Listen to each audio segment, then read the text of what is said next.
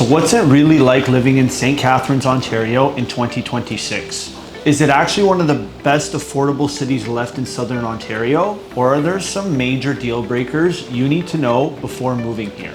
Well, in today's video, I'm breaking down the real pros and cons of living in St. Catharines. From the real estate prices, neighborhoods, schools, shopping, parks, traffic, nightlife, safety, and even the areas some buyers completely avoid. Because while a lot of people are moving to the Niagara region right now, looking for more affordability and better quality of life, St. Catharines is definitely not perfect for everyone. So if you're thinking about moving to St. Catharines, relocating to Niagara, or just curious what life here is actually like, this video is going to help you decide if it's the right fit for you and your family. And trust me, there are a few things most people don't realize until after they move here. So let's jump into it. First off, one of the biggest pros of living in St. Catharines is definitely the location. You're right in the heart of the Niagara region, sitting along Lake Ontario, and you're close to basically everything. You're about 15 minutes from Niagara Falls, 35 minutes from Buffalo, around an hour to Hamilton, and roughly 90 minutes into Toronto, depending on traffic. So you get this really interesting balance where you're close enough to major cities, but still have a much more relaxed lifestyle compared to the GTA. And honestly, that's one of the reasons so many families and retirees are moving here right now. But speaking of lifestyle, another huge advantage of St. Catharines is the shopping and amenities. You've got the Penn Center, which is basically the main shopping hub of Niagara region, with everything from H&M and Sport Chek to Sephora, Walmart, restaurants, and a movie theater. Then you've got Smart Centers, Fairview Mall, Costco, Home Depot, Best Buy, and literally every major store most people need on a weekly basis. And one underrated thing about St. Catharines compared to smaller Niagara towns is you don't consistently feel like you have to leave the city to get basic amenities. Now, another major pro, and honestly one of my favorite things about the city, is the parks and outdoor lifestyle.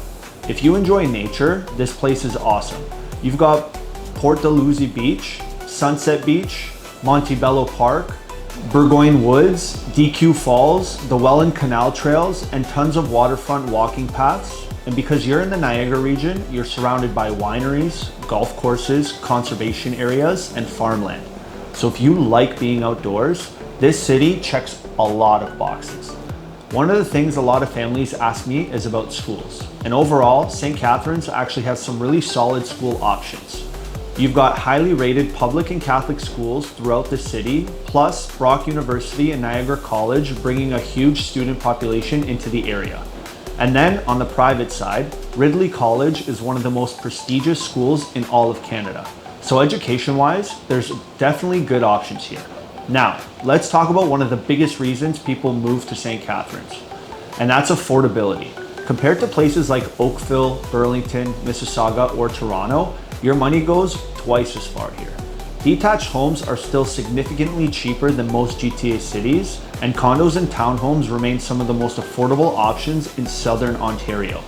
And the biggest thing people notice, you usually get bigger lots, more mature neighborhoods, more parking, and more house for your money, which is a huge reason why buyers leaving the GTA are targeting Niagara region right now. But this is where we need to talk about some of the cons, because affordability usually comes with trade-offs. And one of the biggest cons some people notice immediately is the job market. Now, yes, there are jobs in healthcare, education, trades, manufacturing, and tourism, but compared to Hamilton or Toronto, employment opportunities are definitely more limited, which means a lot of residents either commute, work hybrid, or work remotely. So if your career depends on large corporate job market, that's something you absolutely need to think about before moving here. Another con, the city is still very car dependent. Public transit exists, but realistically, most people here rely heavily on driving. The bus system is okay, but it's nowhere near Toronto level transit. And where there is a GO train access into Toronto, the trips are long and the train schedules are still somewhat limited compared to other GTA cities. So if you hate driving everywhere, St. Catharines may not be ideal for you. And now, another thing people always ask me about is safety.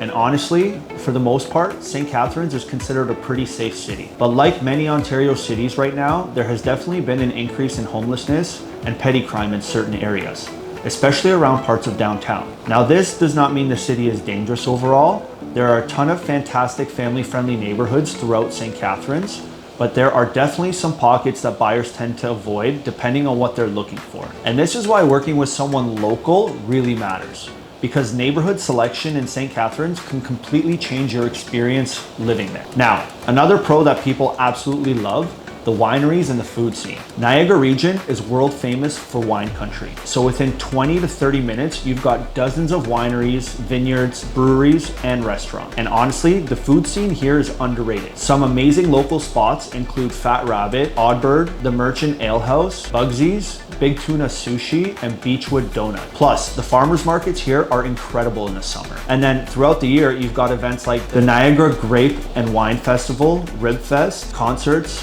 farmers markets, canal days nearby, and tons of community events happening across Niagara. Now, another thing buyers should know: property taxes in Niagara Region are higher than some surrounding areas. So while homes may be cheaper up front, your monthly carrying costs can sometimes surprise people. That's something I always make sure buyers factor into their budget before making a move. And finally, let's talk about the neighborhood, because this is where St. Catharines can really change depending on the areas. You've got Port Dalhousie for waterfront living, Glenridge near Brock University, North End family neighborhoods, downtown condos, and older character homes, newer suburban pockets in the West End, and more affordable investment areas near student housing. And depending on your lifestyle, one area may fit you way better than the other. So overall, would I recommend St. Catharines? Honestly, for a lot of people, yes. If you want better affordability, a slower pace, access to nature, wineries, beaches, and a more relaxed lifestyle, St. Catharines can be an amazing place to live. But if you want massive nightlife,